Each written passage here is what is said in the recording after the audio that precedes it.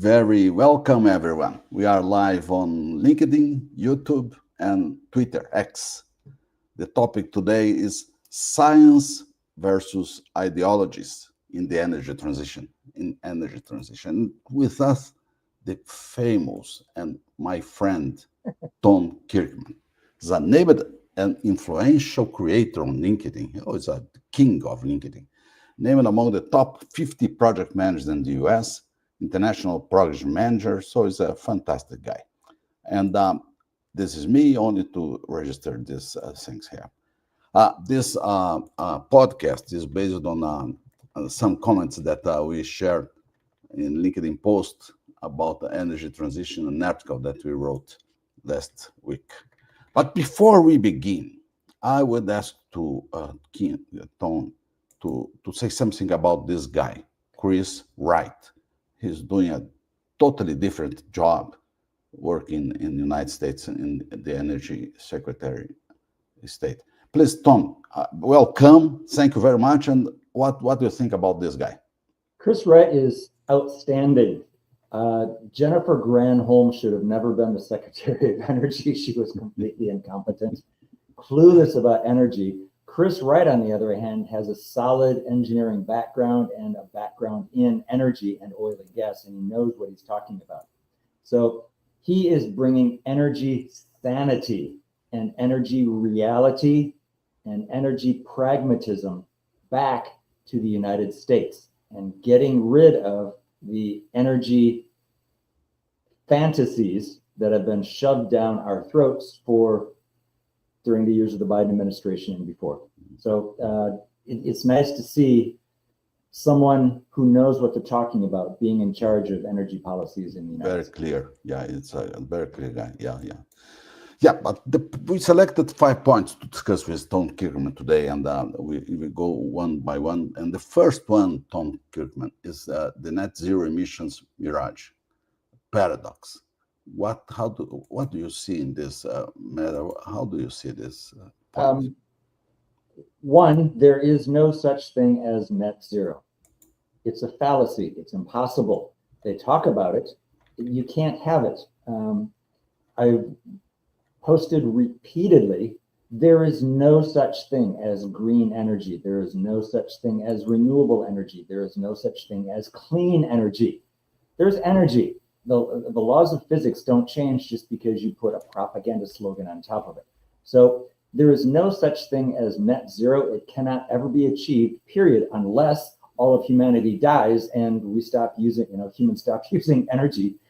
That's the only way to actually achieve net zero. So long as we want a population of 8 billion or more people on the planet, net zero is literally impossible. So what they talk about as clean energy or renewable energy is typically they're hiding what's going on behind the curtain, all the emissions that are being pushed out, all the pollution, all the bad things to the environment for mining, all of the minerals you need for solar power panels, all of the toxic stuff that goes into the fins of, the blades of windmills, the huge amounts of concrete and rebar steel that get put in, covering up prime farmland. This is not clean. This is not renewable. This is not green. But this is a good point. Net zero. But this is a good point. So you do not consider that they add some energy to the grid? There's a place for it. Solar panels. I was in Malaysia for 20 years, and new housing is required to have at least a few solar panels up on top to heat your hot water, which I think is a perfect idea. This is right on the equator. There's sun. There's huge amounts of sun. That makes sense. Covering up prime farmland for thousands and thousands of acres, and then it's going to have to all be ripped out and replaced within 15 years or so. I know they say 30 years. That's not true. I'm sorry. That's just not true.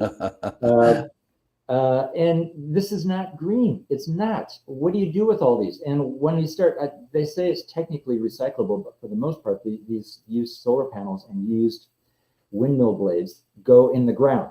They're not recycled. They just become landfill. And these are going to be toxic. Both the solar power panels and the windmill blades are toxic. There's no way around this. So how can they be green or renewable or clean? They're not.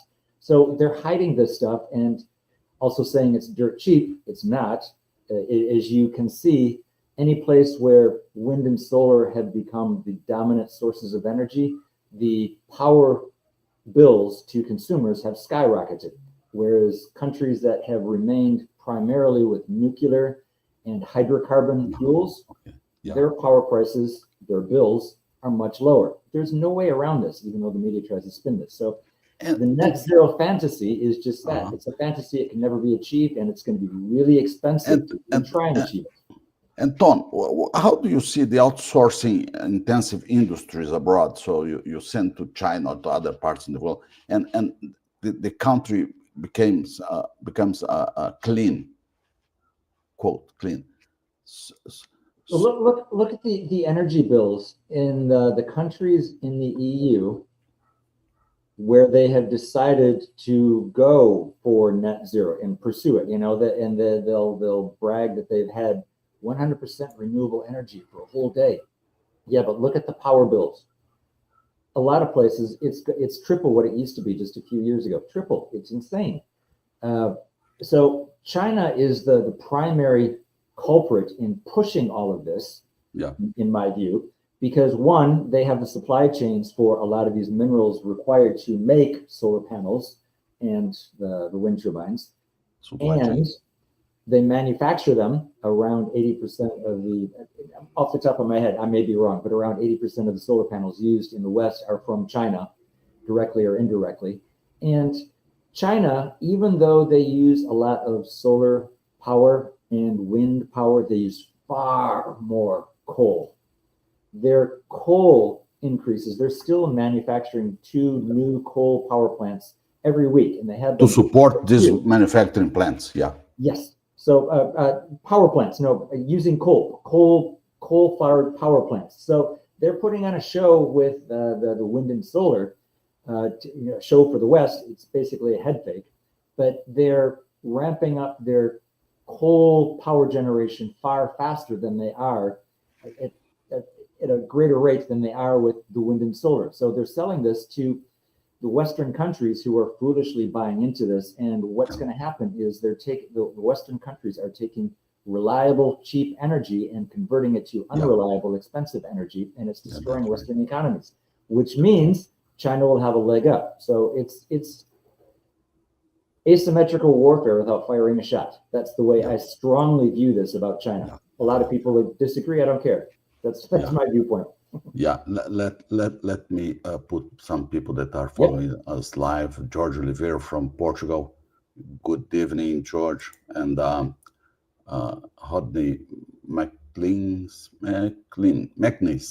Uh, Thank you for coming. João Castro Neto from Brazil. Good evening for you too. But how do you see? Would be better to make a net Yes. reduction instead of net zero emissions. How Yes, do you that's see that? more logical. I'm not. I don't want pollution.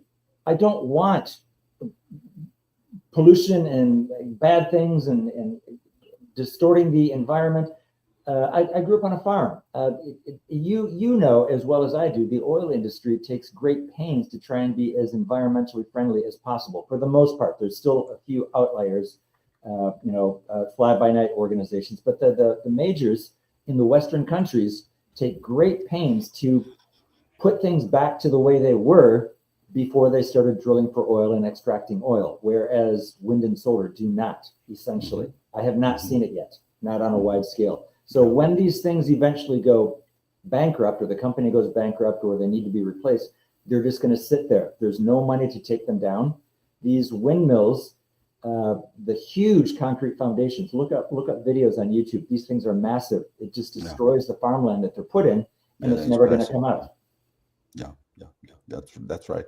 Oh, we received 27 reais. Means you can divide it by six to have in dollars numbers. We become rich with this contribution. Thank you, John, for this contribution. Let's go to the second point. That's a very tricky point: data versus dogma in renewable energy. Because if we forget the intermittency of wind and solar, is it an ideology or is it science? It's definitely not science. We'll get around to that later when we get further down the list. But it is absolutely ideology. So the ideology is funded by government subsidies. So the government subsidies are funding this ideology, and the ideology is now called science. It's not. So science is open to questions. It's open to debate. Uh, this is not really happening in a lively basis. I get shut down a lot since I'm very much, and I have been for decades, pro oil and gas. And I understand people don't necessarily want to agree with that. They call it fossil fuels, which it's not. It's a hydrocarbon, which is totally different.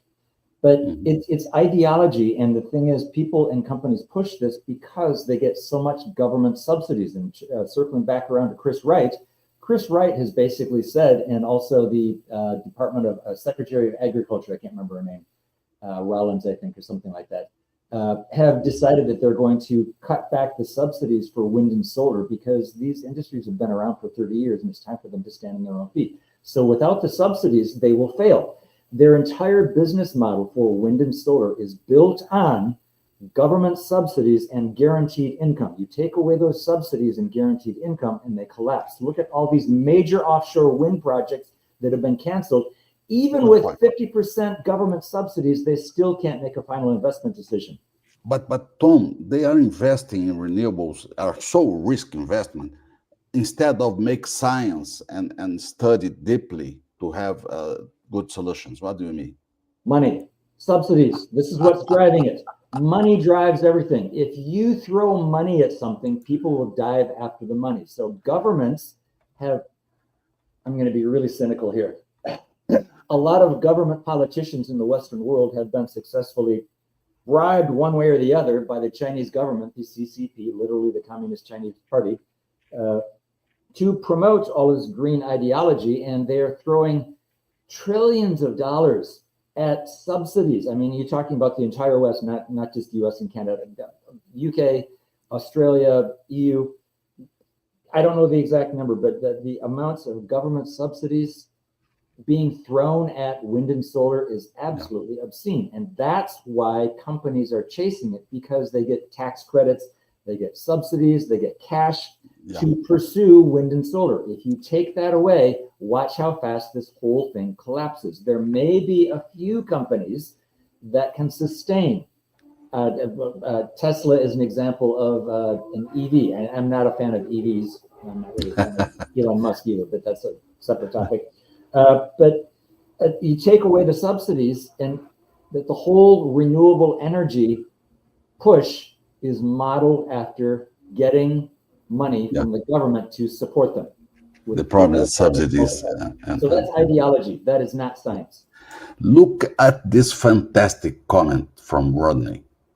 The acid test of intellectual honesty embraces some good news for scientific proof for further investigation or to dismiss. Very good point. I agree. Listen. Very, very good. I'm open to debate, even though I'm very, very opinionated and mouthy about it.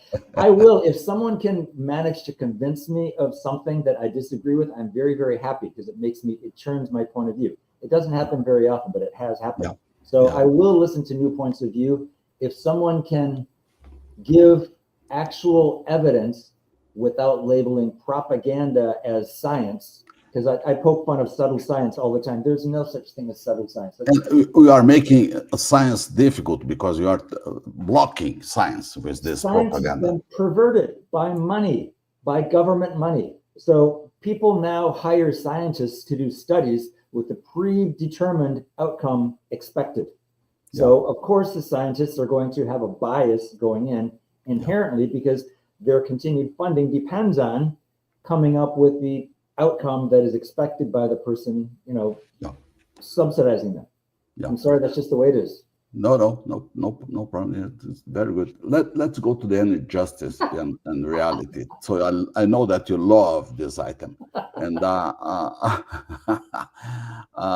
we are going to a poverty reduction with these actions of renewables and things like that without science. Energy justice versus energy reality. There is no such thing as energy justice. This is a woke, far liberal concept that basically is socialism packaged as a form of, feel good. Oh, let's help poor people by, making renewables. And it's like, well, guess what? Renewables cost more than hydrocarbons and nuclear. That's the actual facts. If anyone cares to dig, and don't come up with all sorts of comments here, do your own research on the internet, and you will see. Look at the long term over the last decade, the costs of hydrocarbons and plus nuclear compared with wind and solar. One for one, it's the same. The cost for adding huge amounts of wind and solar is far more expensive than hydrocarbons and nuclear, because with wind and solar, you still need hydrocarbons and or nuclear backup for when the wind and solar is not working. And batteries do not generate electricity, and they can only hold charge for maybe an hour. Yeah, sure. That's Storage only. Yes. But what is justice? What would be justice in energy transition, in your opinion? Keep energy reliable and cheap. That would help the disadvantaged people far more. So you've got the United Nations and other globalist NGOs trying to push and force Africa in particular to not develop their hydrocarbon resources and go with wind and solar. I'm sorry, wind and solar are not applicable to a developing country. Yeah. It doesn't work. Yeah. So it might work temporarily in a remote village. It's better than nothing, but it is not a solution. It's going to be expensive. It's not permanent. Africa in particular would be far better off, and some African countries have basically said the same thing, far better off developing their own natural resources rather than letting Western countries come in and snag their natural resources, including China. China is probably one of the worst offenders. I think Uganda just had a huge uprising recently. There was like 300,000 Chinese there for grabbing their minerals rights and all this other stuff. And there was a big riot. I don't know if it's Uganda, someplace in Africa. So other countries are going into Africa and trying to steal their natural resources. And on top of that, tell them that instead of using their own natural resources, they should buy solar panels and wind turbines and use them instead for the environment. Well, guess what? But who is forcing this situation? Governments in general, politicians, Kerry, the head of the IEA. Organized group? Is an organized group that do this? It's a whole. It's amorphous. I can't point my finger at a specific person, but it's the general ideology of what I call far left. That's not meant to be an insult. If they can call me far right, I'm not. I consider myself independent. But the socialist type viewpoint of instead of lifting people up, they want to make everyone poor. I don't agree with that concept. That's what socialism does every single time it's been implemented. There's just no way around this. So you're taking away the incentive for people to work harder to make a better lives for themselves under socialism. So under green energy, what's happening is they're pulling the rug out in Africa on these countries with globalist, World Bank, even IEA, United Nations. These organizations are urging, for the good of the world and environment and all this other stuff, to not develop their oil and gas and coal resources and instead buy wind and solar panels. And then other countries come in and get the land rights and the mineral rights. So what is being accomplished actually? These mineral rights and oil and energy rights are actually being taken away by other countries, and Africa is not allowed to use them. That's not energy justice. That's horrible. Horrible. Hodney, yes, as Tom says, if energy were kept cheap and reliable, it is produced in the most favorable form. Yeah. If wind and solar were cheap and reliable, I would have no issue. Honestly, I can work around the mining and all this other stuff because there's all sorts of stuff that goes into oil, drilling oil wells and drilling gas wells. But the thing is, the difference is oil and gas companies essentially go back and fill things in and recover the land after they're done and everything's exhausted. It's called Yeah. return to grass. That's what it's called. Whereas wind and solar do not. So wind and solar are also exceedingly expensive. The general rule of thumb that I have seen myself when I poked around is about price. When the higher you go up, the more it goes up. So in the EU, as it goes up, the prices have recently tripled what they were a decade ago. Whereas countries that still use reliable energy, such as hydrocarbons and nuclear, while their energy costs have increased, it's a much less increase. And in the case of United States, United States is investing a lot of money in conventional energy. Well, they are natural now. gas. Biden tried to stop that during the Biden administration. They did everything possible to strangle the domestic oil and gas industry. It was just insane. Yeah. So a lot of that's being undone. And the thing is, the best thing that the Biden administration can do, and they are doing, is get rid of the red tape and the overreach by the EPA. EPA is unelected and unaccountable. And as far as I'm concerned, the EPA needs to be reined in and just eliminated. Come up with a new agency that's actually going to use some common sense and actual science rather than ideology. EPA and the IEA, International Energy Association, and even the EIA, Energy Information Association in the United States, have become politicized and ideology-driven rather than science-driven. So let's get the science back in energy, and let's get back to producing cheaper, more reliable energy rather than more expensive, less reliable. Yes, perfect. Let's go to the fourth point. Settled science. Consensus fallacy in climate science. I know that you love these climate science issues. What do you have to us in this matter? So many terms. One, climate science, just so people are aware, my degree is in sociology, and that's not social work. Sociology is... are you an engineer? No, I'm not. I make that very, very clear up front when I start talking with people. I'm not an engineer, but I'm used to managing engineers because I think differently than engineers. So my degree is in sociology, and I have a minor in behavioral psychology, both of which are arts fields. They are not hard science. Climate science is also an art field. It is not hard science. It is not settled science. There is no such thing as settled science. There is no such thing as firm, settled science, and I view with disdain a lot of what they call consensus in science, because science is all about asking questions constantly. Every time. And trying to improve and poke and prod. And you got quantum physics, which is upended classical physics. The contest of something is very important. Yes. So this is a lot of what I do on LinkedIn, even though people think I just post silly stuff, especially when I get into the absurd, surreal stuff. But I'm trying to poke people to actually think and ask questions. But I'm trying to do it in a humorous way, in a way that's not going to get people upset. Because if you go head-on attack and say, you're wrong, it's supposed to be this, people just shut you up. So if you use unconventional means, it sort of gets people's attention and hopefully gets people to think. So I'm asking people to think, and I'm asking people to ask questions. So my longtime tagline as a moderator, I've told you this before, when I was a moderator on the Oil Pro Forum, and it's very specifically worded, just my opinion, semicolon, as always, comma, you are free to disagree. So I'm asking people to ask questions. Just because I say it doesn't mean it's true. I can be very opinionated, doesn't mean I'm right. So if you can prove me wrong, good. That means I have to learn something. It's so important to have different views, and this is science. How to explain that people that claim scientific independence is very same that conquers institution with government subsidies instead of searching for private investors. Again, follow the money.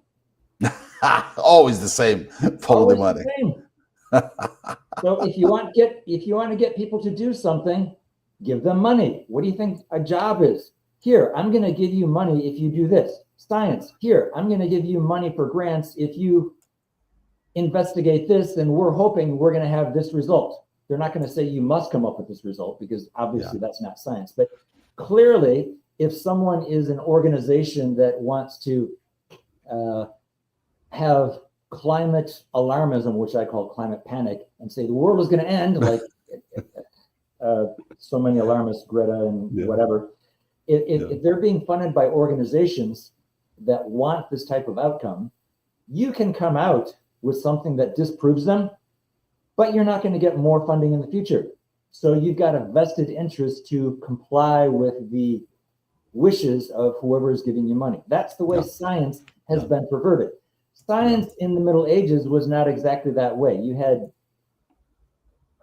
people weren't working for a result based on money. They were looking for truth. That is long, long gone in almost all science these days. Science these days is wherever the money takes them. Here, investigate this, and we're hoping you're going to have this type of solution. So the same thing with renewable energy. We're going to give you a bunch of money to make wind and solar energy. So go for it. You're not going to fail because the government's got your back. Well, of course, people are going to throw money at it, and you're going to get a lot of wind and solar. But you take that away, and it goes away. So consensus in science is overrated, and there is no such thing as settled science. Or I view with mostly disdain. There are a few people that I actually do admire. Joseph Fournier is one. Lars Chernet, I can't even pronounce his name. Chernikau, he's a German guy. And a few other people. These are actually people that dig in and will follow wherever the science actually leads, and they'll post the actual numbers and their opinion. That's what science is supposed to be about. Science is not supposed to be going in with a preconceived opinion and coming up with evidence to prove your point. That's not science. That's what climate science has become, in my opinion. Yeah, you're right. We have some comments, but I cannot identify this person. Like LinkedIn user, hello. Another one's TR, ABR, FR, I don't know. And a comment from Rodney. Wind and solar have their place. I agree with him. Yeah. Yes. Yeah. It has its place, but not broadly to replace cheap, reliable energy. Yeah. As the example that you have had in the beginning. So you have let's say I need to heat water in a local place. It's feasible, but a farm with thousands of plates and it's not working. Tom, let's go to the fifth point: technology neutrality and technology favoritism. What do you think about this? It goes back to follow the money once again. So there is no such thing as technological neutrality. Everyone is biased, and it's going to be biased toward wherever the money is. It's very simple. So if governments are throwing a whole bunch of money at their favored ideology, which in most Western countries at this point in time right now, most Western countries are favoring what they call net zero without understanding that net zero is basically impossible. And they're favoring what they call green energy, renewable energy. And as I said, in my view, these things do not exist. Energy is energy. There's trade-offs for whatever you use. They throw money at it, and this is the industries, the cottage industries that are going to come up. So the whole climate panic industry is a cottage industry. You got people wandering around getting paid to give these speeches about how the world is going to end. You got the head of the IEA, you got the head of the United Nations, you got all basically saying the world's going to end unless you pay more taxes. Well, paying more taxes is not going to change the environment, honestly.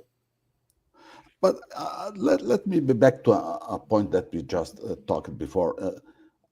Who or which ones decides which technology for long-term investment priority? I mean, how they do this selection of priorities?